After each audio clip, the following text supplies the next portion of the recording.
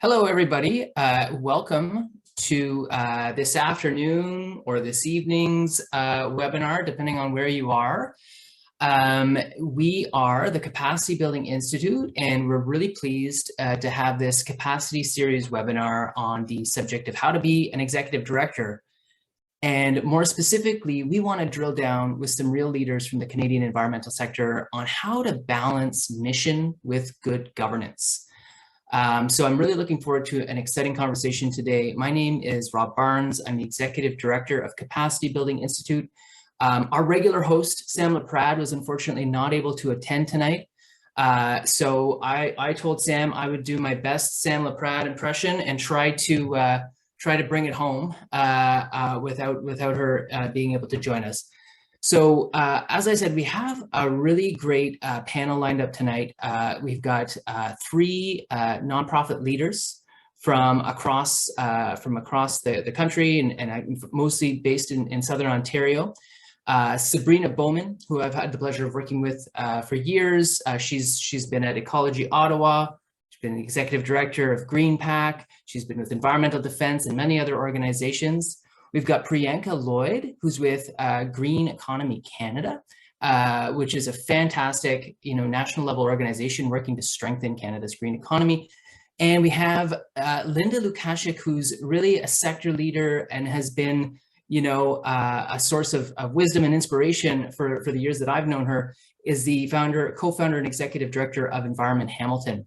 So tonight's panel, as I said, is looking at that balance between mission and good governance. And the premise is this, a lot of us are in this sector, presumably all of us are in this sector because we really want to get important work done. We've founded or co-founded organizations, or we've stepped up to lead organizations because the environment deserves it and because there's lots of important work to do there. And sometimes there's a bit of a tension between accomplishing these important missions that we have set out for ourselves and keeping the proverbial lights on, making sure that the ship is running smoothly, that governance is being conducted well and effectively.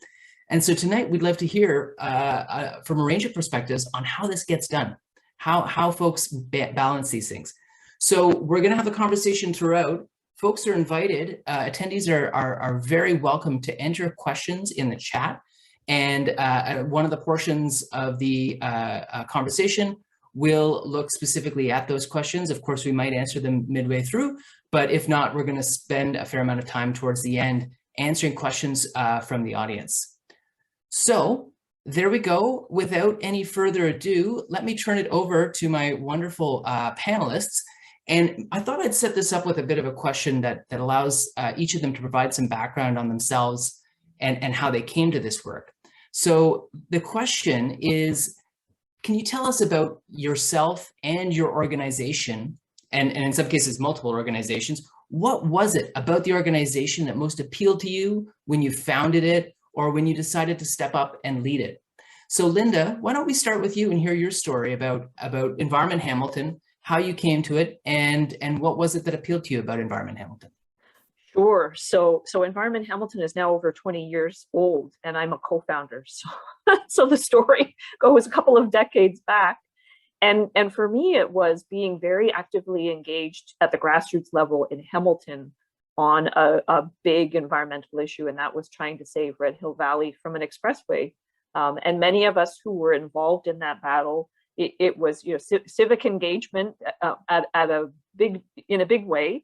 And I think what we learned from being very directly engaged was there was a need in Hamilton for an environmental organization with paid staff who could do both public education, outreach, and advocacy. So from that grassroots battle was born an organization. And for me, it ended up becoming a ready-made job opportunity as well. So rooted in community, and it emerged out of a collectively identified need for more environmental work to be done, and I think acknowledging again that value of having an organization with paid staff to focus on that work. Wonderful, thanks, Lynda. That sounds like the very essence of grassroots right there. How about you, Priyanka? Over to you. Let's hear your story. I know that you co-founded your organization and that you're currently leading it as well. Can you tell us about that? Yeah, for sure. Hi, everyone. So, Green Economy Canada launched in 2014, and our mission is to engage businesses to transition to a vibrant and inclusive net zero future. So, my personal story is that my background is in biochemistry. I decided after getting a master's in biochemistry that I didn't really know what to do still, and so I went and got an MBA. And when I got my MBA at Wilfrid Laurier University, there was a really influential professor there by the name of Dr. Barry Colbert, who started to teach us about the fact that you could, turn capitalism on its head and start to use business as a force for good. And that concept really caught me. And when I graduated, I went and worked in the private sector, hoping to be sort of a social entrepreneur to be able to, change an organization from within. And really quickly realized that in terms of where I got my joy and satisfaction, needing to be more connected directly to the impact that I was trying to make, and wanting to be more connected to different stakeholders who could help make that impact happen. So in 2014, I co-founded what was then called Sustainability Collab, now rebranded to Green Economy Canada, with the Green Party MP, Mike Morris. And so, taking a successful model from Waterloo Region of engaging businesses at the community level to take action on climate change and thinking about how we can scale that sort of grassroots movements to other communities across Canada. And so, yeah, that's where I am today. And I'm really enjoying the work that I'm doing at the intersection of business, civil society, and government. Wonderful. Thank you. Now, Sabrina, now when I listed off your name, there are a number of organizations that you've been affiliated with over the years. Can you tell us about, I don't know if you want to talk about all of them at once or certain specific ones. What's your story? Yeah, I mean, I've been around. I've been around the sector for a long time. Yeah, when I was a teenager, I sort of had this awakening. I joined the youth committee of the Toronto Environmental Alliance and got my first taste of what an NGO does. And because I was the youth representative, I ended up going to their board retreat. I was like 15. I had no idea what was happening, but it was fascinating to me and very exciting. And actually quite progressive on their end to invite me to go. And so I got a first taste of sort of what the governance side of organizations look like. And I also realized at that age that I was really interested in not-for-profit work. So I won't talk about all the experiences, but through sort of a number of funny coincidences, I ended up doing a lot of different jobs in the not-for-profit sector. Started with Ecology Ottawa, doing sort of coordination, which included a little bit of everything. Then I did some fundraising specialization. I did some running events and projects with the Ottawa Riverkeeper. I did fundraising with a couple of different organizations, went to the States, did some learning there, came back, was going to be a fundraiser. And then as it often happens in our sector, I got a job posting for a campaigner at Environmental Defense.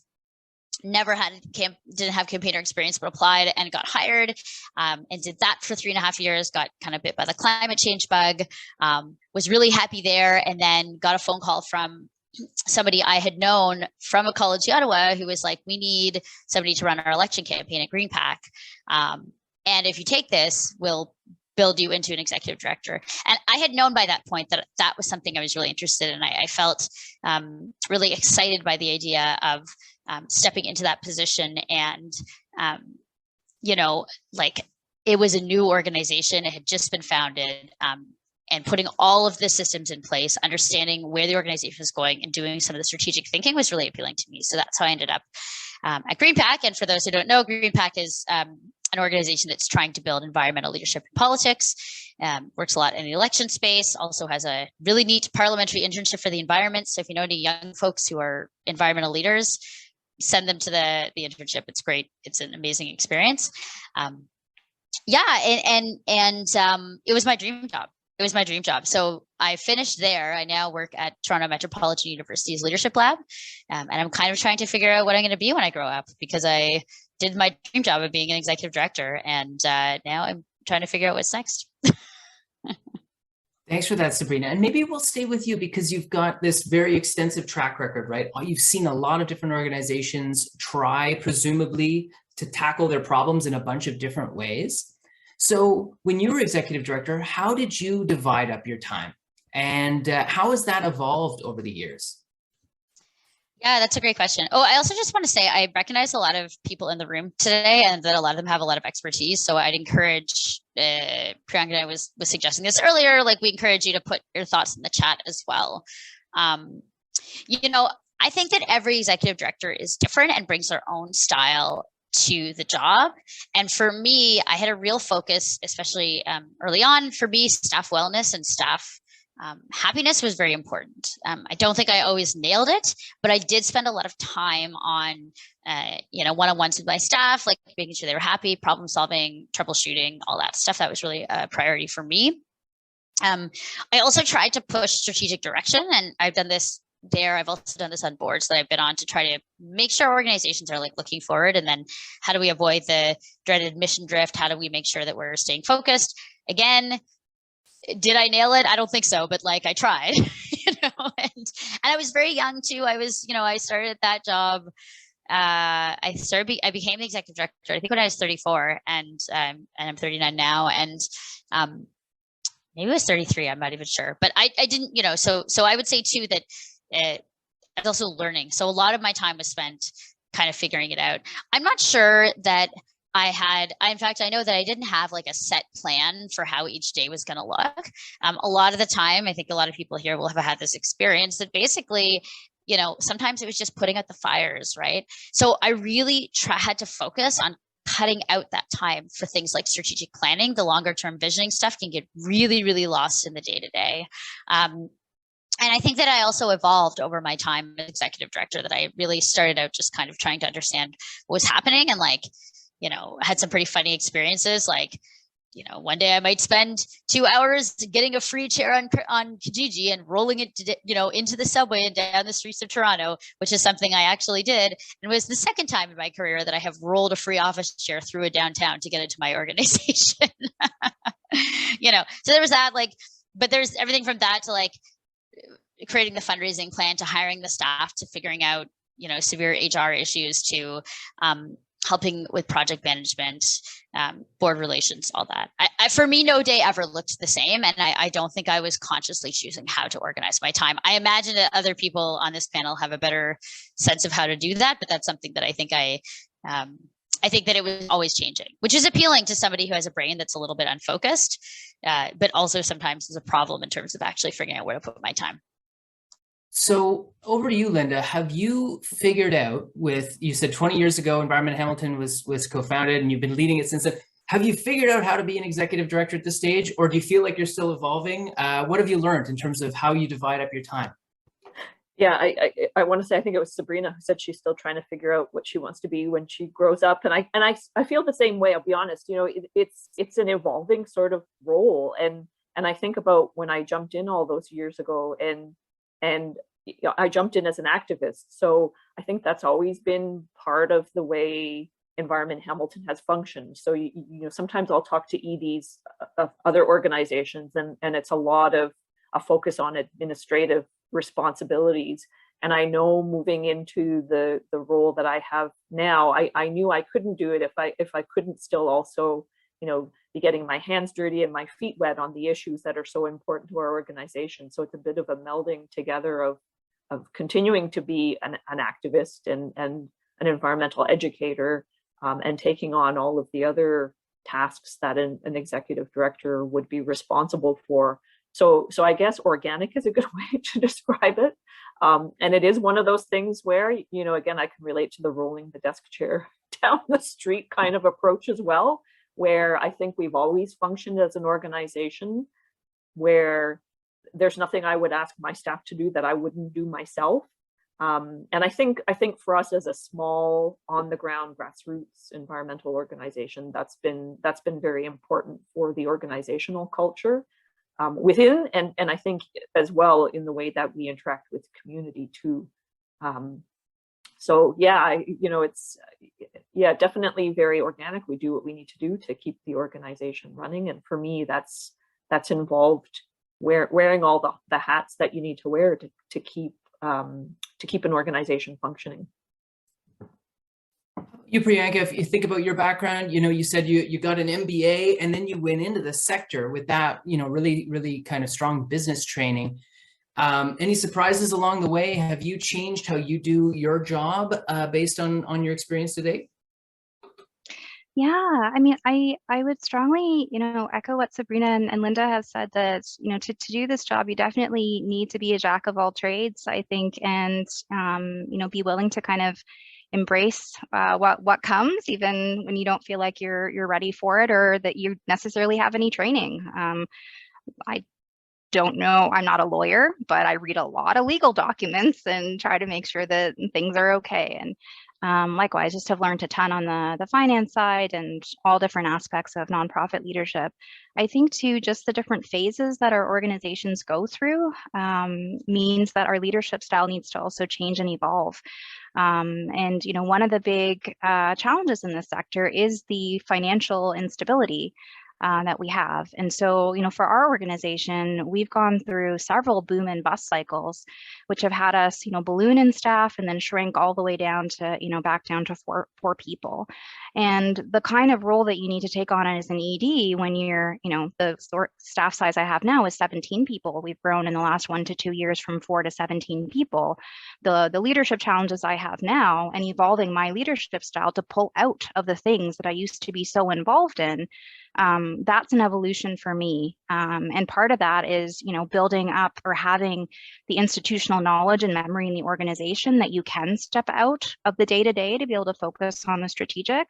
That's really hard when you don't have financial stability to kind of retain staff or keep that going. And then thinking about too, like, how do you build up the talent pipeline so that you can have that kind of longevity? It's so critical both to avoid ED burnout, but also to make sure that you're not a bottleneck, like, quite frankly. So and that's still a journey for me, is trying to, I have so many new staff, trying to translate the institutional knowledge that I have and make sure that we're making good decisions, with still recognizing that I cannot be involved in the breadth of the things that I'm involved with if this organization is going to continue to grow, as well as make sure that our staff are empowered. So those are just some tidbits. Great. Thank you so much, Priyanka. So I've got a quick housekeeping piece. One is, thank you very much, everyone, for participating in the chat. It's vibrant. We're getting people calling in from all areas of the country. We're getting First Nations. We've got someone, I think, in Peru, or at least originally from Peru, now in Montreal. So wonderful to see such a great diversity of folks joining us. As mentioned, we're going to be looking at Q&A. So if you have got questions, I noticed that some people are putting them in the chat. Please also put them in the Q&A part. There's at the bottom of your screen, you can see questions and answers. You put them in there, and then that way it's a lot easier for us to kind of find and go through. So at about 4:35, unless a question just jumps out at us, we're going to be turning over to the Q&A and trying to go deep there. So let me turn this over back to you, Priyanka. So here's a question about regrets. Have you ever let something important but not urgent slip and regretted it? And here the idea is, and I think Sabrina mentioned this, right? The idea of there's all these things that are burning issues, right? They're important and urgent, right? But then there are these important but less urgent things that we sometimes let slide, and sometimes to our detriment, we let them slide. So I'm just wondering if you have any stories about regrets, things that you let kind of maybe linger too long before addressing it, maybe on the governance side, any kind of challenges that you encountered along the way. Yeah, I don't have a big story to share from that perspective. I'm sure that there's many things,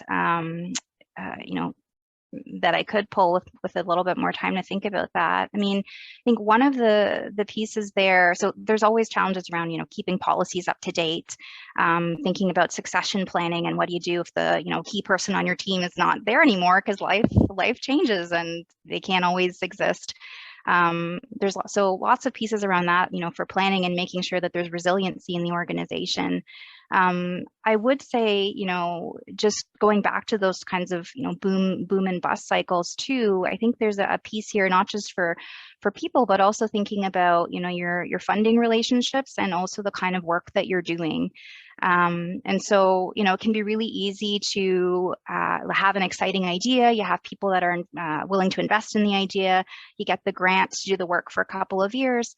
but you're not really thinking about, what happens when that grant ends, or, when that project comes to a natural conclusion, and, all the implications around that, both for your financials, both for, the mission of the organization and the people that you're able to retain. And so, yeah, for sure. I think, for us, we had quite a bit of funding that came from the Ontario government. And when the government switched over in 2018, we lost $2 million. And that was huge. And we had no other sort of planning in place to figure out, how do we fill that gap? What else can we do? And that had huge implications for our organization. In hindsight, do I regret that? I'm not sure, because truthfully, I don't know that we had the capacity to be managing all of those different streams. But to me, that's an example of, something that speaks to the importance of being able to do the proactive work and being able to think about resiliency from multiple dimensions. And yeah, I think it's an ongoing challenge in our sector for how do we actually do that. So thank you very much, Priyanka. So over to you, Sabrina. Has there ever been this slow ember burning in the corner that you've kind of watched day over day, and then you turned around and then one day it had just gone out of control? Any stories to share? Yeah, I mean, oh my gosh, there's so many. I think one of the things I thought about a lot when I was executive director was like, I talked about the balls in the air. Like, I had balls in the air. I had balls rolling under the couch. I had balls that rolled out the room, probably went to another country. I never saw them again. There's so much that I definitely missed. I mean, hopefully not many of my future employers are on this call, but this is definitely true. And I think one of the things that, I was always kind of late on a lot of the admin things. I would just not get it done on time. I would get some stuff done on time, but there's a lot that I was late with. And sometimes it felt a bit like I wasn't making a decision for it to be late. It would just happen. So one of the things that I think I took from that experience that I eventually learned, but kind of in the last year or so, is know your own strengths and weaknesses as an executive director specifically, and hire accordingly. So towards the end of my time at GreenPAC, I hired an admin assistant because I had this realization. I was like, I'm not that organized. I'm not that organized. And so I really need somebody who can help me be on top of these little things that keep these balls keep rolling, down the street and out of the country. I need somebody who can catch those balls. I need somebody who's going to help me, who's going to keep me accountable and say, okay, Sabrina, we need you to get this thing signed or this check written or whatever. Because I was spending too much of my time trying to figure out how to do that stuff, and I wasn't good at it. So knowing who, but I'm a good fundraiser, right? So I think that my going to meet with funders was a good use of my time because I could speak the organization. I knew how to raise money. I wasn't afraid to do it. But I would say if you're an executive director who is not good at fundraising, get somebody in who is good at that, who can help train you how to do that. And I think that's the biggest thing around sort of the small embers is that they're always, and the other thing I say is a little bit of self-forgiveness, because those small embers are always going to be there. And sometimes we're just going to miss them. And I think people, one of the things that I'll say that I had a realization about recently, and then I'll pass, is that one of my staff, there was a point at which we were doing so much that I had somebody else kind of managing a piece of the work that we were doing, who wasn't me, like a board member. Because I said to them, look, if you want to do this, that's fine, but I cannot be involved because I just have too many other things to do.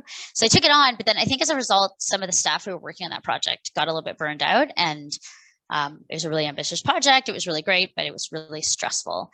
And I wish that as executive director, I had been a little more on top of the relationship with the staff that were working on that project, because I think they came out of that experience, with some stress, right, and some personal angst. So that's one of the ones that I was like, oh yeah, I'm not sure I could have done differently, but I kind of wish I had, With that, I'll pass. Yeah, and I'm starting to see the questions pop up in the Q&A, and I think we'll revisit that, the idea of, especially on the staffing and HR side, some interesting questions about how to get the balance right. Lynda, have you ever let something important but not urgent slip and then lived to regret it? Yeah, and I think, I think it was something that was important. So, and this is just very generally, and I just want to speak to this a little bit, being from a really grassroots organization and thinking about the money side of things. I think over when I reflect on the last couple of decades, I can just see how as an organization, we've evolved and grown. And I feel like I have too, as someone sitting in the role that I'm sitting in, around just feeling more comfortable with how we approach money and fundraising. And it's something that we probably should have tackled sooner than we did. And I don't know if others have this experience, but I think often, especially as environmental activists, we're not comfortable with tooting our own horns when it comes to asking for money. So for us, it's been a lot of work in pushing and learning how to do fundraising, and making sure that we're tapping into all of those opportunities, and particularly where donations from individuals are concerned. So, for us, it's been a matter of over a number of years now trying to build our base of monthly donors, for instance. And that was something that, 10 years ago, 15 years ago, we weren't thinking about as much as we are now, but realizing that to stay agile and resilient in the work that we do, that this is the best pathway forward. So I think on reflection, had I known that at the start, how important support from just individuals in your community is for ensuring that you can continue to function as an organization with more stability, I would have started that a long time ago. So I think that's just one example of what I would describe as a bit of a burning ember that we should have grabbed onto and run with sooner. Great. Now, we talked about governance, right? This is part of the title of today's talk, but what is it really? I mean, so governance is, to a certain extent, it impacts organizational culture. It's kind of how we run these organizations. I guess when I think of some of the elements, I think of things like, staff support, human resources structure, internal bylaws.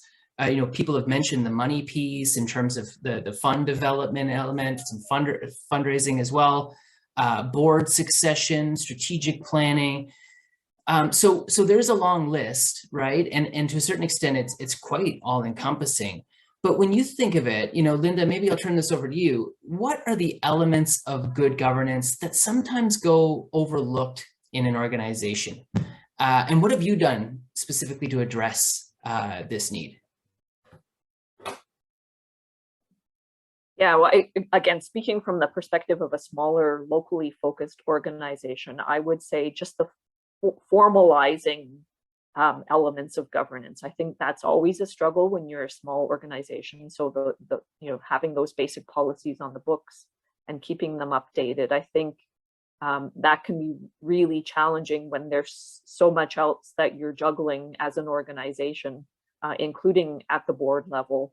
And that sometimes varies over time too, right? I mean, I think if anything, I've found over the years, as an organization, we have what I would describe as an activist board, and the level of interest in pieces like policy and the nuts and bolts of governance varies depending on the board composition as well. So I don't have any good answers for how you make sure that those pieces get dealt with all of the time.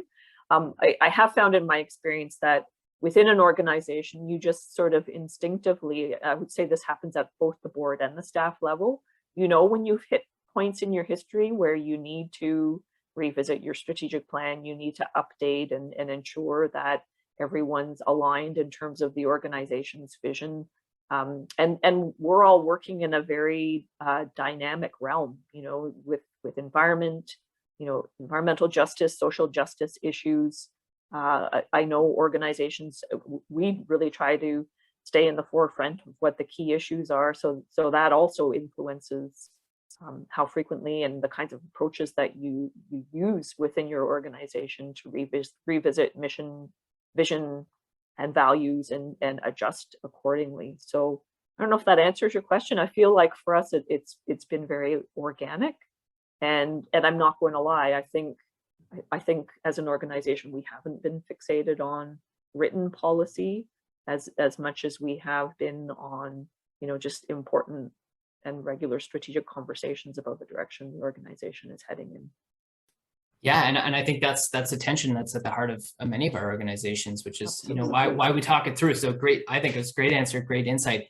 So Priyanka, you mentioned you have sometimes your staff, and I've said this before at my old job, it's like an accordion where like you can squeeze it down to like 4 people and then it kind of booms back up to 17. So it sounds like you've dealt with all sorts of different staffing permutations over the years.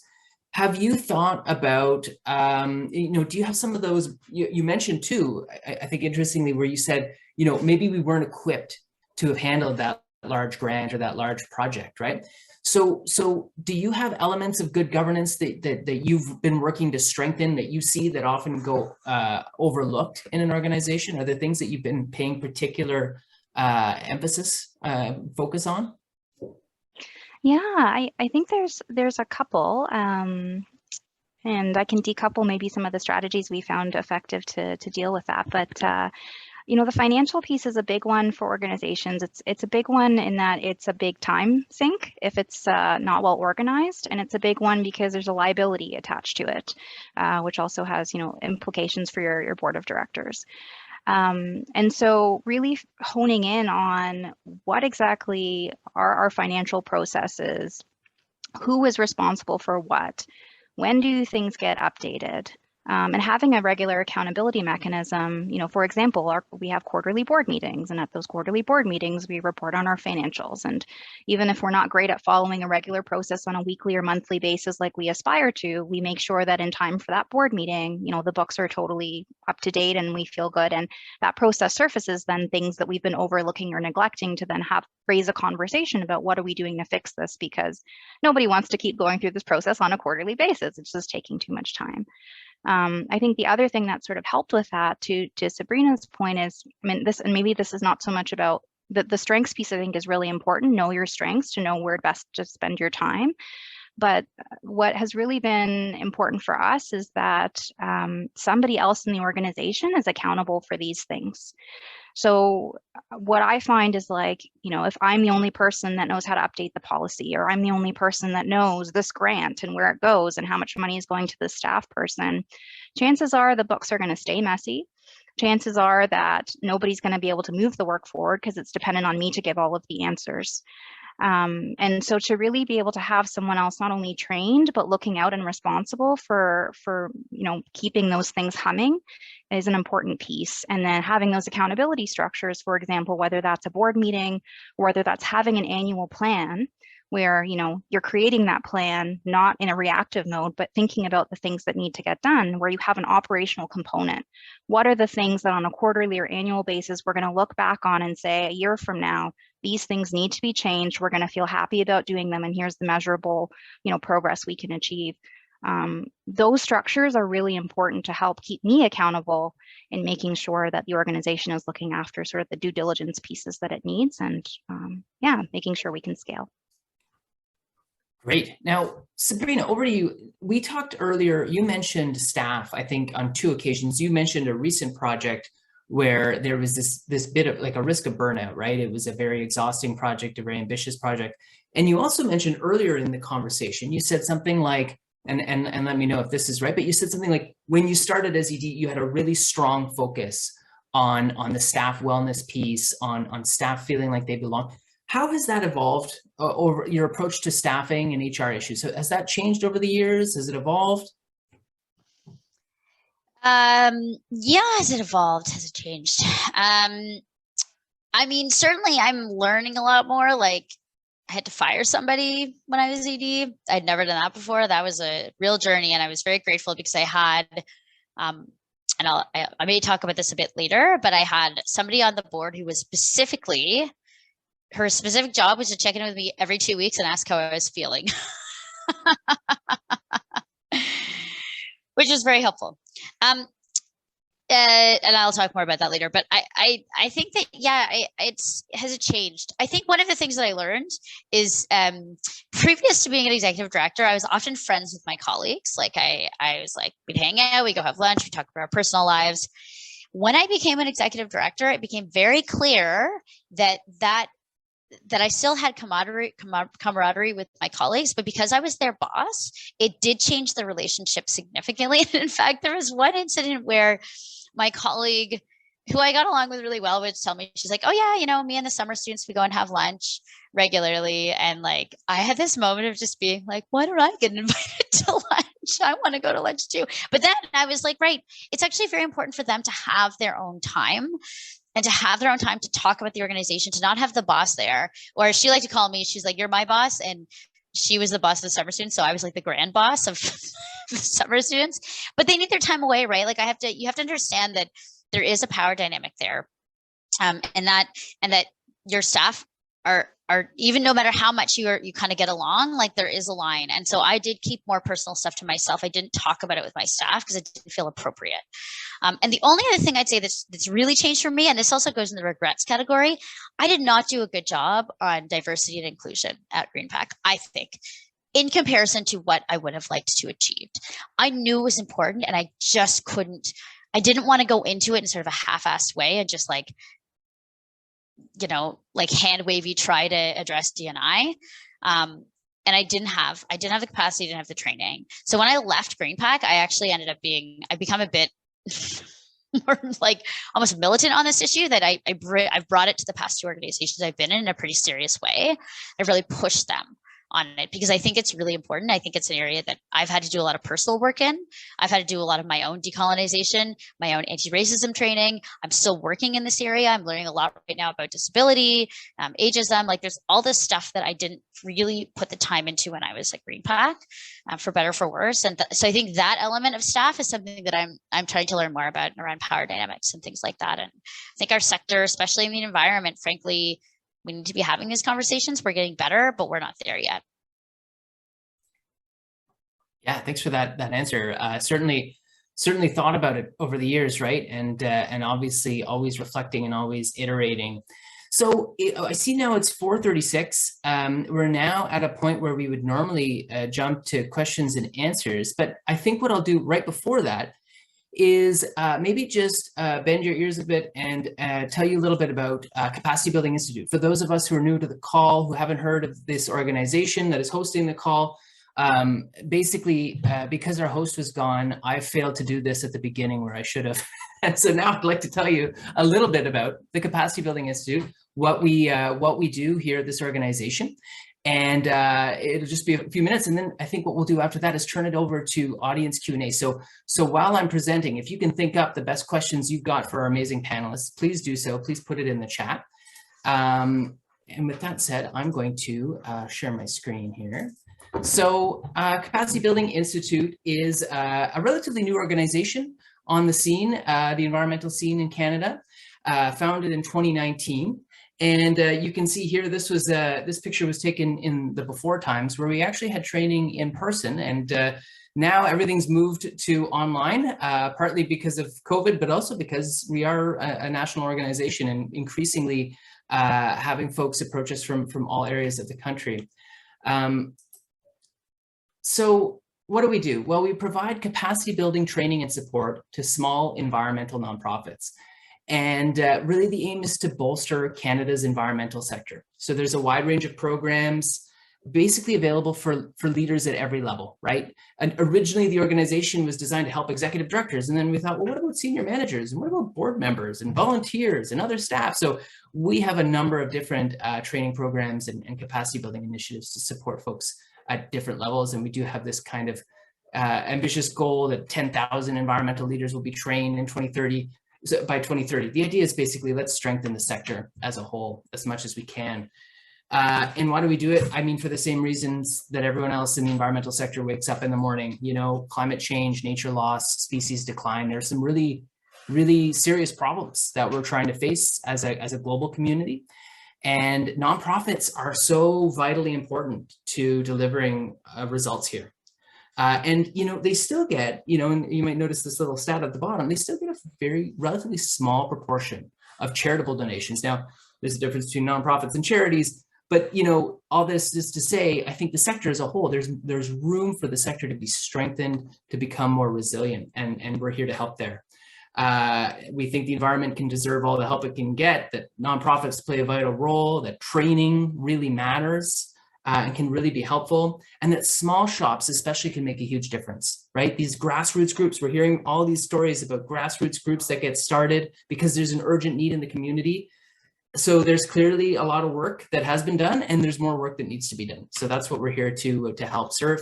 And so these are our programs, a bunch of different training programs, some aimed at fundraisers. We also have this capacity series of webinars each month, the first Monday of each month. with breaks on holidays. So September, I noticed, is Labor Day, so we're moving that ahead a week. Basically, the first or second Monday of every month, we're talking about how to be an executive director, how to be a board member, understanding that a lot of the folks joining us are running very small shop organizations and need all the help they can get. So we have some trainers in our program, and right now we're actually recruiting for the capacity building certificate program. This is our flagship training program, the one that the picture was from in 2019. Looking for a cohort of about 25 students from across the country to kind of take part. And we have had great success over the years with folks who've taken it, like David Miller from Algonquin to Adirondacks. He enjoyed the certificate program and felt that it helped the capacity of that organization. And then, of course, on the intern side too, we do a lot of intern training. People's first exposure to the sector is sometimes through the internship training program. So another important service offered by Capacity Building Institute. Of course, there are these videos. We hope you join us for more and more. You can sign up to our mailing list and never miss one. We're going to bring you amazing speakers, just like the ones who are here tonight. And we just want to say a big word of thanks to all the managers who are working in our network, as well as the mentors, helping mostly interns navigate the amazing and sometimes very challenging world of the environmental nonprofit sector. And thanks to our board members and our partners as well. So save the dates though. We want to have you back July 4th, August 8th. And as I mentioned, not on Labor Day, but the week after, September 12th, there will be more calls on how to be an executive director and how to be a board member. And then finally, as I mentioned, we are still recruiting for our capacity building certificate program. So if this is of interest, please drop us a line. There's a URL there at the bottom for you to contact us. So that's my little blurb on Capacity Building Institute. If you have questions, please send us a line. I'll put my email in the chat.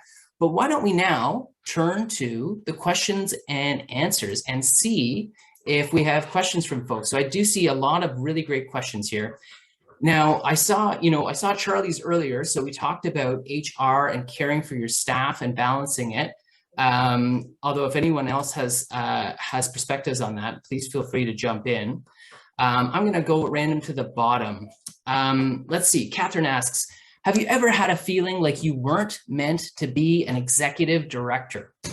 And how long did it take you to really move past this imposter syndrome? So because Lynda was the first one to smile in response to that question, why don't we send it over to you, Lynda? Do you feel imposter syndrome? Have you ever felt it? Oh, yeah. I felt it a lot. Yeah, and not just at the start. I'm going to be really honest in saying that I think a lot of people, no matter what you're doing in your working life, you hit those points, right, where you think, oh my God, why am I here? I'm not the right person for this. I'm going to say that's a normal thing, I think. And usually with some reflection and some learning and you figure things out and you find your pathway forwards. But I would say that's just a normal part of especially when you think about the kind of work that we're all doing. It's challenging work. So yeah, on more than one occasion, I will fully admit that I have felt like an imposter and managed to come to grips with it and move on. Yeah. How about you, Priyanka? So maybe I'll ask two variants of this question. One is, are there particular moments, maybe you've never felt like an imposter, but if you have, are there key moments where you felt like one? Maybe was it during a fundraising pitch, or maybe you were working on a strategic plan? Are there any moments where you felt particularly kind of like, I don't know if I should be doing this? And then the other question is, how did you overcome that? Yeah, I constantly feel like this. I don't know if it's something that you ever really get over, but I think it's something that you can, prove to yourself that, you deserve a seat at the table. This call is a great example of that. How to be an executive director. What a leading title. I don't know what the answer is for how to be an executive director, and I certainly don't have all the answers. Every time I get up to do a speaking engagement where I'm talking about something that, I spend every day working in, it doesn't matter who it is or what the room is, I feel anxious. I feel like someone else is more qualified to talk about it, until I go do the thing and I realize I have something to contribute, and I'm reminded of, the perspective that I bring, which doesn't need to be compared to the perspective that others bring. It just is. And so I don't know, this is a tough one for me. I truthfully don't think of myself as an ED. Like I know that I'm an ED when I get introduced as an ED, but otherwise on a day-to-day basis, I'm just doing my job. I'm trying to show up every day the best that I can. I'm trying to guide and support my teams the best that I can. And I'm, invested in the work that we're co-creating. And so that's how I get through that. And I'm also just really honest with my team. When I, don't have all the answers, I don't pretend that I do. I'll often say, I need time to plan, to make a plan if I can't, figure out the answer to what they're asking for. And then also to know, who are your allies outside of the organization. So it's great if you have someone to confide in the organization where you can, open up and be vulnerable, but not all of us have that. And so to know, who can you confide in, whether that's a really strong relationship you have with a board member, or whether that's a coach. I know, Sabrina, you'd kind of teased this on LinkedIn, but I had the, privilege of someone offering their time for a year when we were going through a very difficult time. After we lost all that funding from the Ontario government, we were quite shaky for what would happen to our organization. And I just come back from maternity leave. I was now executive director with my co-founder having left. What do I know to how to pull this organization out? I don't have any of these relationships. I'm not equipped to do this job. And, having that coach there to help me reflect on my leadership, what mattered to me, and to help me sort of build that confidence and sense of self was really powerful. And the kind of compass I developed through that sort of coaching has been a touchstone for me whenever, I feel that sense of imposter syndrome. So I see Sabrina in the chat. So Sabrina, it sounds like you want to second that motion. Okay. Now, Sabrina, I don't know if you have anything particular to add on imposter syndrome. Please let me know if you do. If you don't, I have a question from the Q&A specifically for you. Okay, so here it is. Sabrina, when did you hire that admin assistant or your fundraiser? When so much of what we're doing is grant-based, it's always tough to hire those more operational roles. Can you tell us, was there like a threshold? Were you looking for, X number of dollars a year and then we hire a fundraiser? What was the story there? Yeah, yeah, Carolyn, thanks for the question. Too late. I hired her too late. I think it took me a while to realize that I needed that. And similarly with the fundraiser, we did talk about the fundraiser earlier with the board. And so we did end up hiring somebody a bit earlier, and even that was not perfect.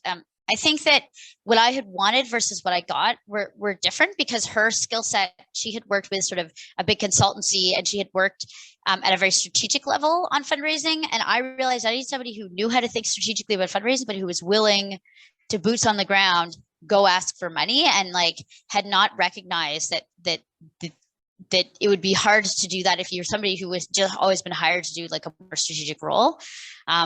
So it took me a while to realize what I needed. There is a certain amount of when we reach a certain amount of money, but frankly, I think that an admin person for most of us would be very helpful. And as I say, for me, it took me a while to recognize that I lacked in certain areas that could be improved by having somebody who could focus in on those areas and keep me on track. And then I could have a little bit of freedom to think about other things.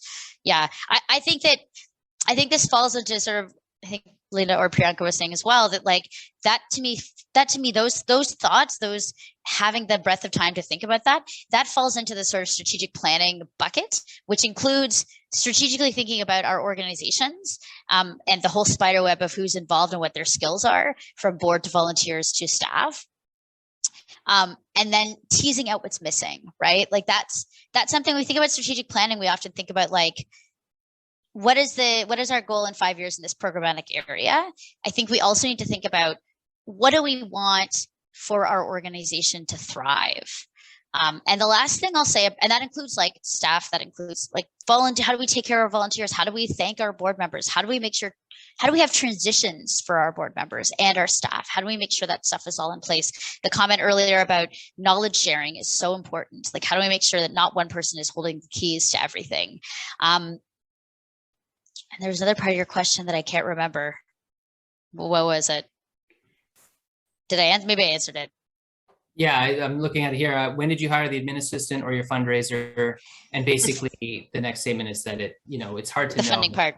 Yeah. Yeah. So just the other thing I was going to say is we have to stop being afraid of telling our funders they need to fucking fund the stuff that keeps the doors open. I'm so tired of funders saying you can only have 10% admin. That is bullshit. I'm sorry to use that language, but it makes me so angry that funders are still talking about admin, including paying your staff, as like something that shouldn't go above 20%. That's ridiculous. Who do they think is going to get the work done? So I think we need to get a bit courageous when we're having our conversations with our funders and say, look, and it's not all funders, right? Some funders are actually very good about this. We have to say, look, like, no, we're not going to pay starvation wages to our staff because you don't want to fund it.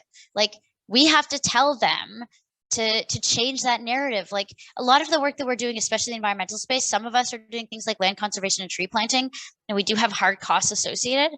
A lot of us are doing things like Lynda or Priyanka, that is like work that is people changing things for the better, and those people should be paid fairly, and those people shouldn't have to justify that to our funders. So I will say that because I think it's really important. In the meantime, work the cost of your fundraiser into your grant proposal. Work the cost of your admin assistant into your grant proposal.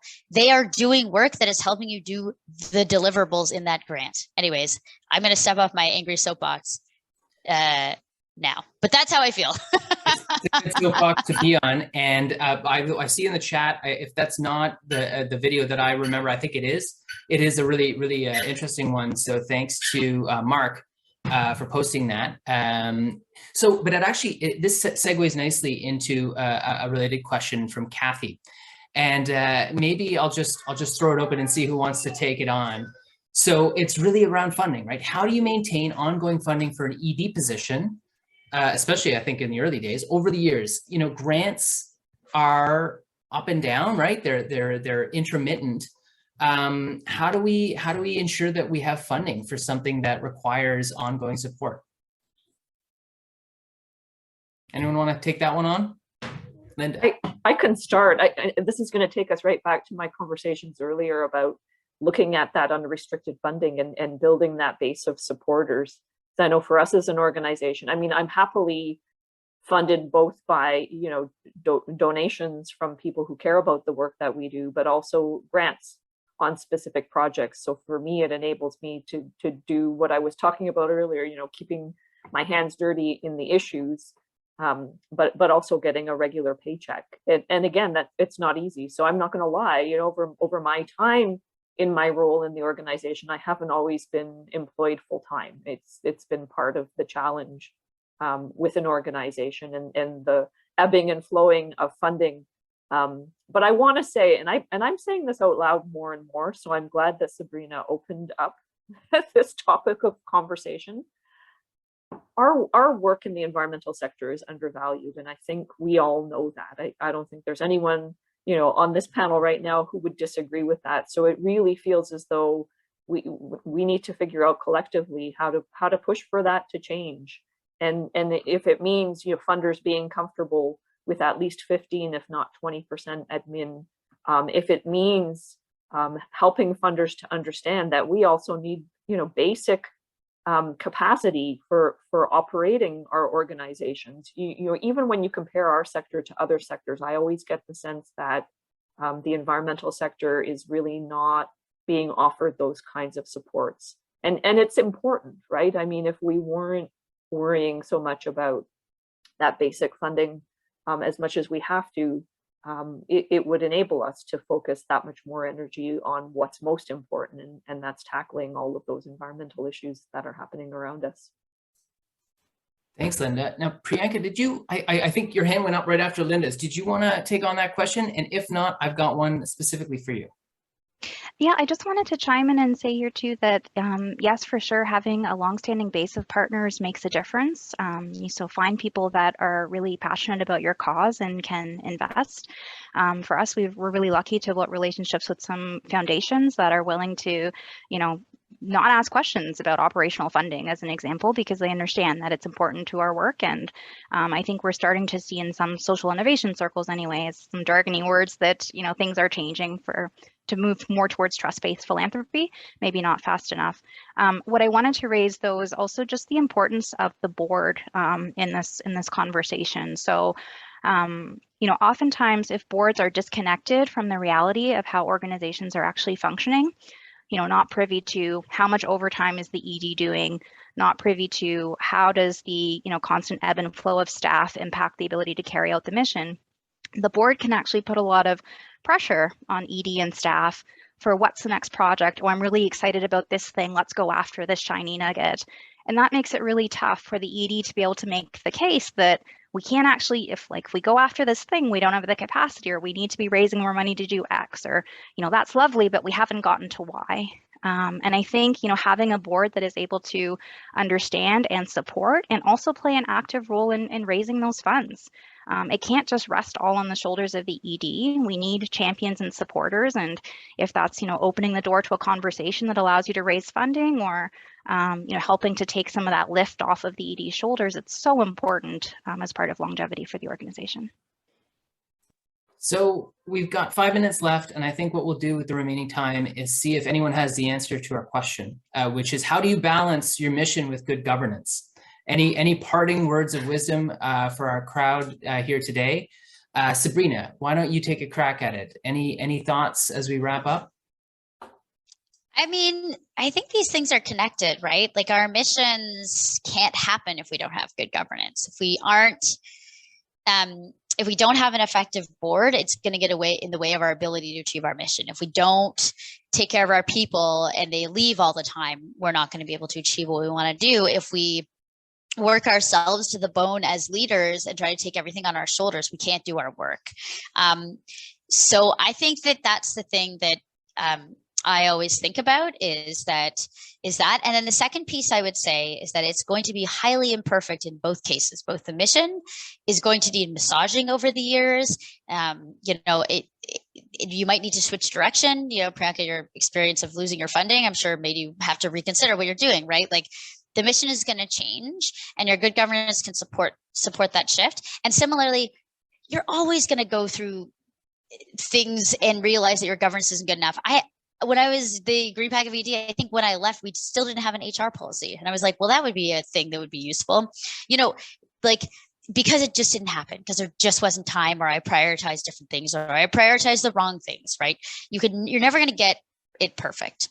The balls are always going to move a little bit under the couch, and that's okay, right? Maybe the next ED will come in and pick them up. So that's what I'd say. I think those two are important, they're interlinked, and they're going to be highly imperfect, and you just got to do the best that you can. Priyanka, anything to add there? No, I would agree. I think, not to let perfect be the enemy of good, right? So, the idea that if you don't have something now, you may not have the perfect policy, you may not have the perfect succession plan. What can you put in place? And sometimes I've been in conversations with staff where we've been really energized to tackle this really nagging thing that's never urgent, but always important.